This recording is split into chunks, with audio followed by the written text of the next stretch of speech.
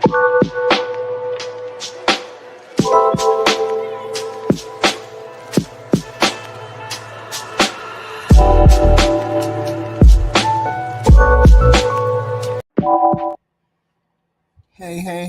this is HQ on one of these pop-up wife code with HQ. All right. This is like one of those pop-up shows where, I have a couple things I'd like to discuss. And this was something to do with marriage and practice.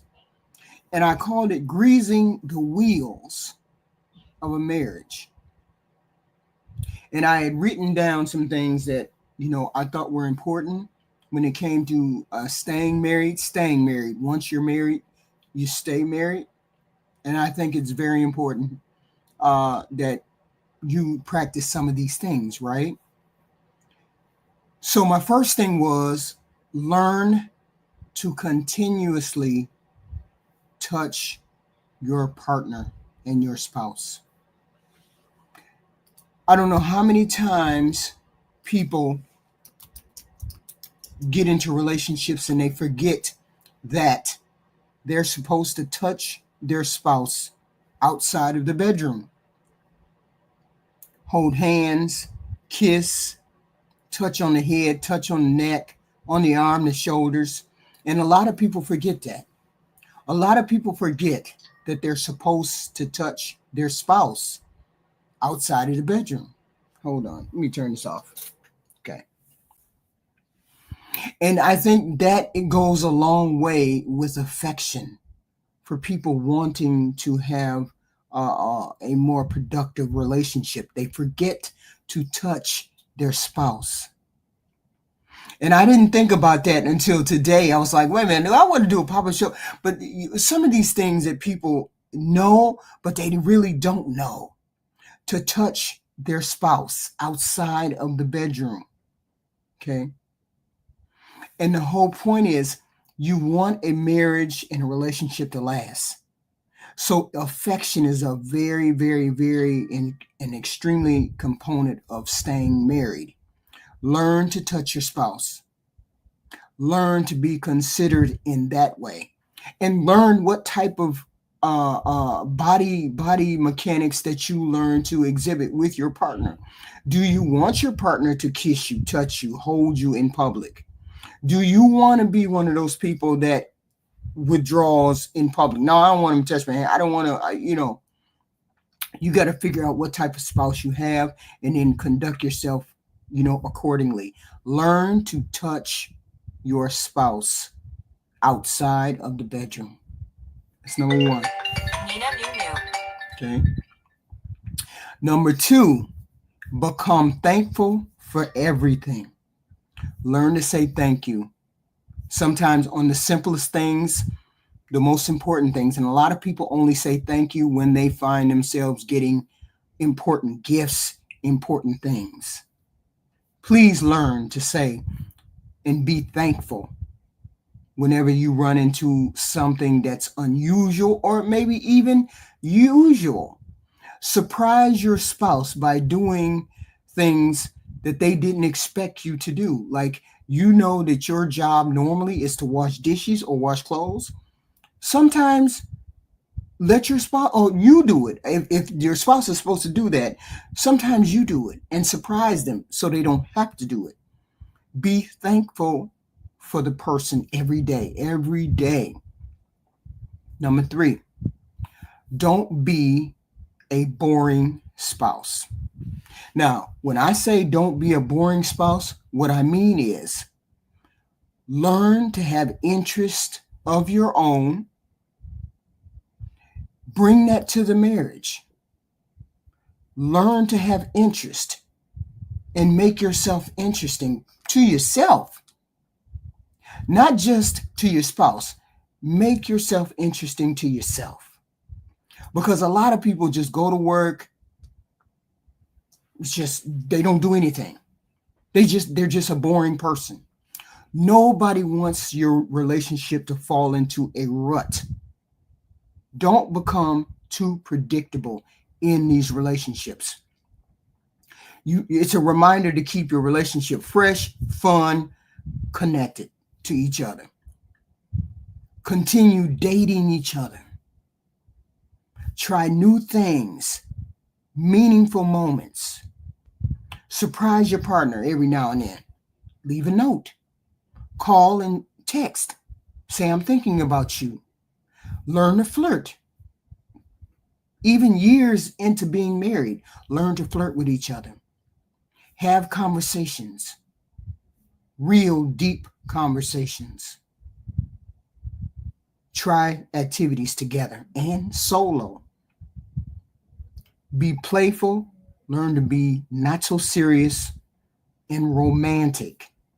And romance is a practice that you have to get used to when you're in a relationship. Romance is something you got to practice. You cannot go into a relationship and not have an idea of the type of person that they are and you are, and then the things that pleases them and don't please. You have to accentuate those things or bring those things out of your spouse. Okay.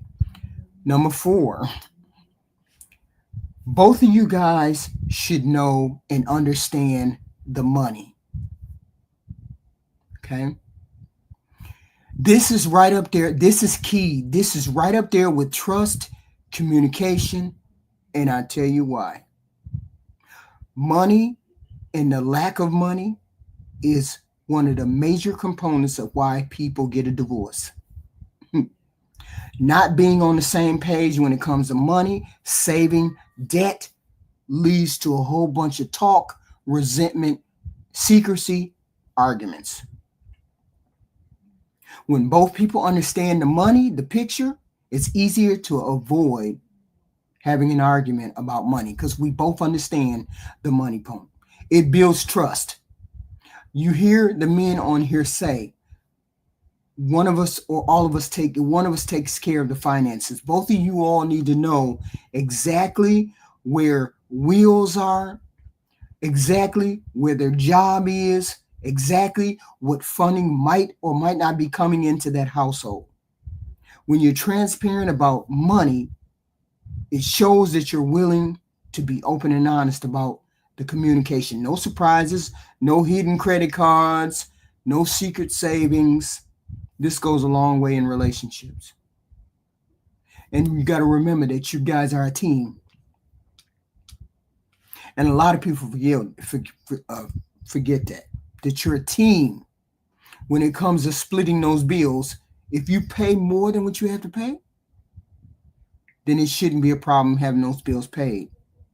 And making sure that both of you know about the finances, it eliminates that power dynamic. You know, if one person controls the money and the other person doesn't understand what's going on in with the money, it creates a crazy dynamic where one person doesn't feel as empowered as the other person, or the other person feels more power than the next. You don't have to be financial experts, but you do need to understand finances when you're in a relationship and you are in a marriage. Just make it a staple of both of y'all knowing what's going on, right? Number 2, and this is going to be weird. If you take different vacations, not necessarily with each other, there's always something to talk about. There's always memories that you have that you can share. Fun information, fun facts that you find out. Like your husband goes on a fishing trip with the boys, or you go on a boating trip with the girls, or you go on a hiking trip with a group of people, or he goes on a motorcycle trip across the country. These are things that you do as a single person. You cannot, in a marriage, and hope the marriage lasts, where you just spend all of your time with each other. You have to make memories of yourself, memories that you can come back and share with your spouse. Okay? Because that's your autonomy. That's time to reflect for you. It boosts your confidence in knowing that you have something to come back to. It challenges you to do other things. It builds your self-confidence, and space away from the daily life can help you clarify what's important to you. This marriage is important.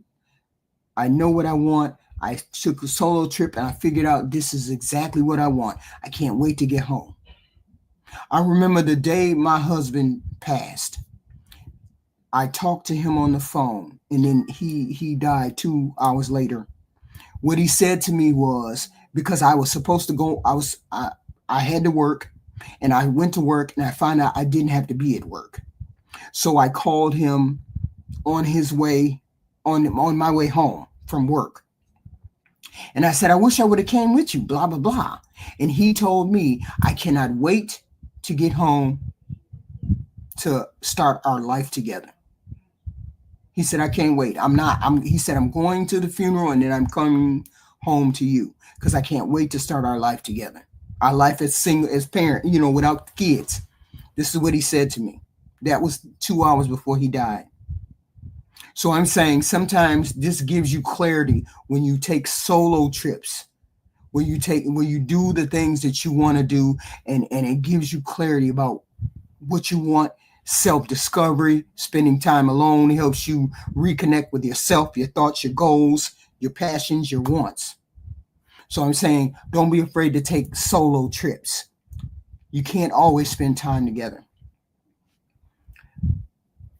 Become immune to your spouse's idiosyncrasies or brand of crazy.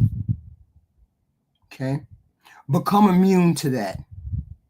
Every person comes with quirks and insecurities, right? Triggers, coping mechanisms, communication styles. That's their particular form of crazy. The trick is to find someone who's totally sane, but someone who's crazy you can tolerate, understand, and eventually become immune to without losing yourself in that. And what I mean by it keeps you from when you accept the person, that this is what I mean. Accept the person the way they come through the door. Accept it. Don't try to change it unless they ask you to. Don't try to navigate it. Don't do any of those things. It keeps you, when you accept another person's brand of crazy, it keeps you from taking it personally. Okay? It keeps you from taking everything personally. Sometimes that craziness is not about you. It's about their triggers, their past, their fears, their wants, their needs. Sometimes has nothing to do with you. If you don't build if you don't build immunity to their crazy, you'll end up responding, and it becomes a tit for tat, or it becomes personal to you, and then that leads to resentment. Okay? It also helps you to become emotionally regulated when it comes to this person. Not that it means that you don't stop feeling when they do the little bit of crazy. It just means you don't take it personally, and you can relax because you understand the triggers and you understand what they're doing. It keeps you from being grounded. It keeps you from dragging yourself into their crazy or into their drama or into their trauma. Okay? And then you don't have resentment for this person. You understand why they're doing that, and so you can stand back and actually say, this is not my craziness, this is yours, but I love you anyway. You should never become immune to anything that's toxic or abusive. That's not what I'm saying.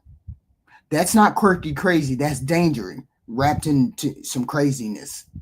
The right kind of immunity has empathy in it, sympathy in it, not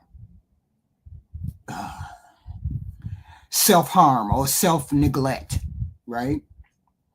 So I'm saying, learn to become immune to your partner's idiosyncrasies.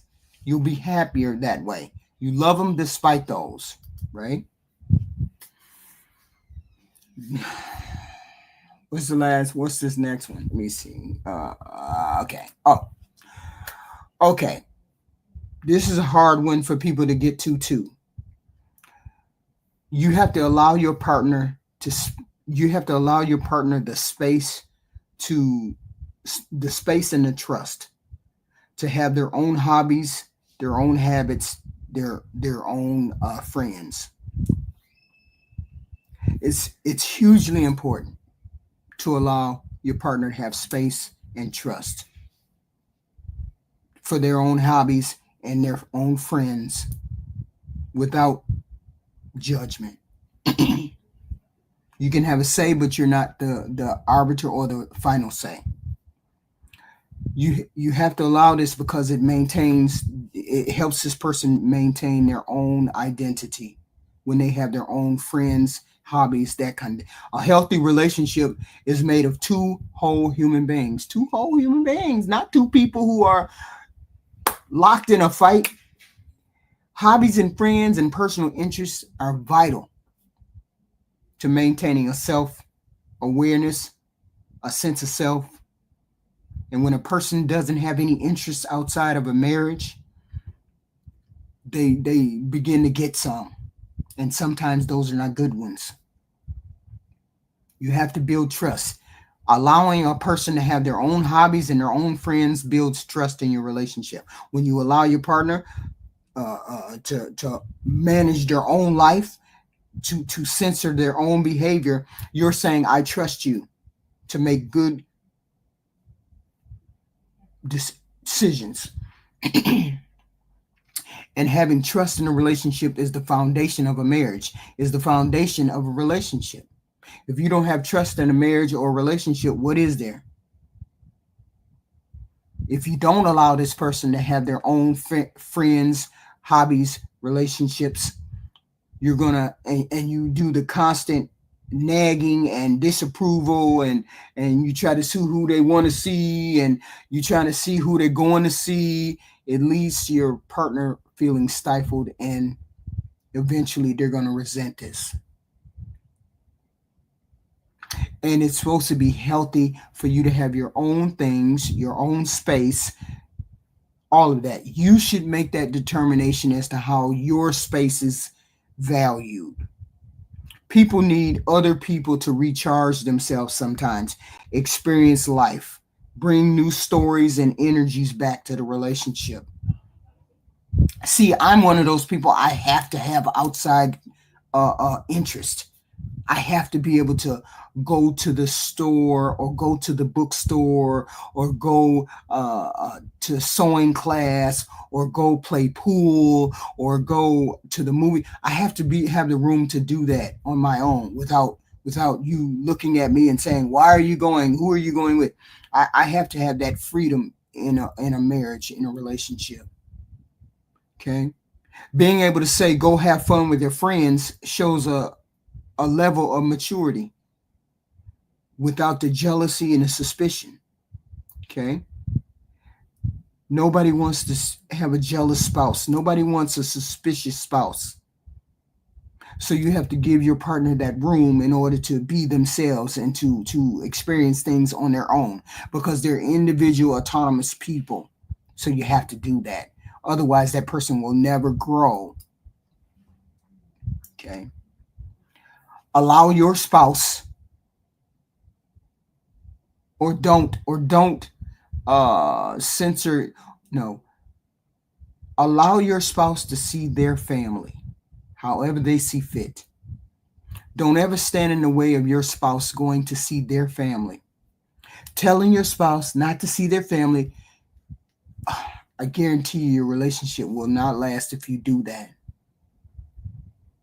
It doesn't last, and it'll end in a bad way, a very bad way. Unless there's some serious conflict behind it, like abuse or harm or something like that, don't ever tell your spouse they can't see their family. It creates resentment. It damages the trust, all of that. And I guarantee you that the relationship will not last. It affects it would be difficult for me to tell a person that they can't see their family. A family is a big part of people. If you have good dynamics, if you have good relationships, being a part of a family is a part of who they are. Cutting them off from their family is like losing a part of themselves or not understanding a part of themselves. They're going to feel isolated. They're going to feel resentment, and you're going to lose that spouse. And it's going to spark conflict. You just never know. Me and my husband, what we did was I told him, you deal with your family and I'll deal with mine. And never do I want to have a conversation about my family and what I'm supposed to do with my family. Never have a conversation. He and I never had any kind of conversations about my family, or I never had conversation about his. Okay. We never had that issue because we early on, when we first got married, I was like, I don't want to have my family is kind of we're like a clan. My family. We go over each other's houses. We spend time with each other. Like if I was in my hometown right now, all my family, my nieces and nephews and all, they'd be over here. They'd be here. They'd be in my front room playing video game, or they'd be out my backyard sitting on my porch, or just my nieces and nephews, and maybe not even my kids. It would be my nieces and nephews just over here. I swear to God, me and my sister took our kids to the movies every day because our dad bought theater tickets so we could go to the theater. We went to the theater with our kids for 6 months together, me and my sister. And whenever I was over my sister's house, my brother would come over. He's like, where you come from? Didn't you just get off work? Ain't you supposed to go home? He'd come over and we play cards and we do all those things. So some people have families close like that, like I did. And so for me, for my husband or anybody to tell me I can't see my family, would just devastate me. And therefore, I could not stay in that marriage. So I'm saying, don't ever tell your spouse that they can't see their family. That's a surefire way to kill your marriage, right? And one of the major things, one of the major things is be able to give your partner grace. That means offering them understanding, patience, compassion, especially when they fall short. And we all fall short, okay? We all make mistakes. We all go through rough times. Choosing to be empathetic instead of harsh, having judgment and instead of love and punishment and or over punishment goes a long way in a relationship, in a marriage. You got to let go of these small annoyances, these small things that annoy you. I remember sitting on the panel the other day with, I think it was Fatty and somebody else, and they were saying, men don't want to hear your goofy talking. Men don't want to be bothered with your goofiness.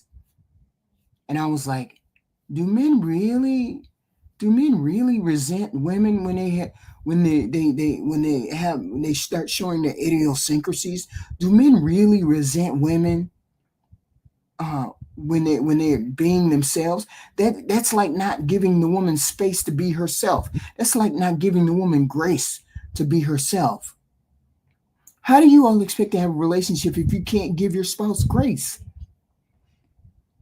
Believing that they have the best of intentions when it comes to being married, supporting when they're not at their best effort, forgiving and moving forward.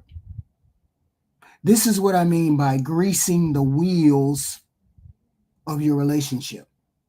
You have to grease the wheels of your relationship. You have to do that. You have to be an active partner in this relationship. And these are the things I came up with in order for you to do, to try to stay in a marriage. Learn to give your partner grace. Don't deny your spouse his family. Allow them to give them the space to have their own hobbies, their own interests, their own friends. Become immune to the crazy. Weird stuff. The other people be like, man, you scrub the kitchen at 2:00 in the morning? Weirdo stuff. Become immune to the weirdo stuff. Always continue to make memories together. Always exciting memories together. And when you come back from solo trips or you go to solo things, make sure you have those things to share with your spouse. This is what I did on my trip. I think we should do this. We did this. Remember when it was just me and you and we didn't have no kids and we went to Jamaica and blah, blah, blah? Always refresh your marriage through memories. Okay? Both of you guys should know the money part of your relationship. All of you, both, every inch of it, money wise. I'm not saying take them into your bank and show them your whole thing, but they should have an idea of where your money comes from. They should have an idea of what you make. They should have an idea of some of these things. Be thankful for what you have and what you're going to have. Surprise your spouse by saying thankful, considerate things. Don't be inconsiderate. Don't be self-centered. Surprise your mate. I normally do the kitchen. I wake up and the kitchen is done. Shit, I don't got to do it. Surprise your mate. Go have the cars washed. My mate don't have to do that. Have somebody cut the yard. Your husband doesn't have to do that. Keep the things fresh, not exciting, but fresh in the relationship so that the person doesn't get bored because we keep doing the same thing over and over again. And the final thing is learn to touch your mate. It's not the final thing, it was the first thing. But learn to touch your mate or your husband outside of the bedroom. Your wife outside the bedroom. Learn to put your hand on her hip. Learn to put your hand on her back. Learn to put your hand on his chin. Learn to put your hand on his neck. Do these things outside the bedroom. A lot of people don't even know how to touch another person unless it's in a sexual way. Learn to touch your spouse in a non-sexual way, in an affectionate way, in a more detailed way than I just need to pull your stuff out of your pants. These are the things that work in a relationship. These are the things that keep a relationship from going down the tubes in a boring and a burnt up fashion. I'm just saying, practice some of these things. Think about these things in your life. Incorporate them into your marriage. People say, you talking about taking a solo trip? You talking about taking a trip by yourself? Yeah, because I can come back and I can explain. Hey, I went to this sewing convention, babe. This sewing convention, and this is what happened. And we stayed in this hotel, and we did this and that, and then I went skiing and blah, blah, blah, blah. Memories that bring about me being more of a woman, more of an individual. And him too. He went on a fishing trip with the guys. He went on that kind of trip. He went on a hiking trip with the guy by himself or whatever. Keep the relationship moving. Keep the relationship interesting and not boring. Not exciting, just interesting. Who wants to get up every day and just go to work, come home, cook dinner, go to work, come home, cook dinner, have sex, go to work, come home, cook dinner? Nobody wants to do that. People want to live. Learn to live. And not just exist, because a lot of people on this planet just exist. You need to live, not just exist. And I'm trying to give you markers and things you can look at your relationship in your marriage and say, okay, well, maybe I need to do this. Maybe I need to touch my spouse more. Maybe we need to make more memories. Maybe we need to be thankful more. So this is the wife code from HQ. You take the lessons, take the meat, spit out the bones, and I will see you guys later. Thank you for coming out, guys. Thank you all for showing up. Great. Freak, Tara, Ree, all of you guys. Thank you for showing up. Thank you. Thank you. Thank you. Thank you. Thank you. But hit the like button going in and out, please. Please. Thank you.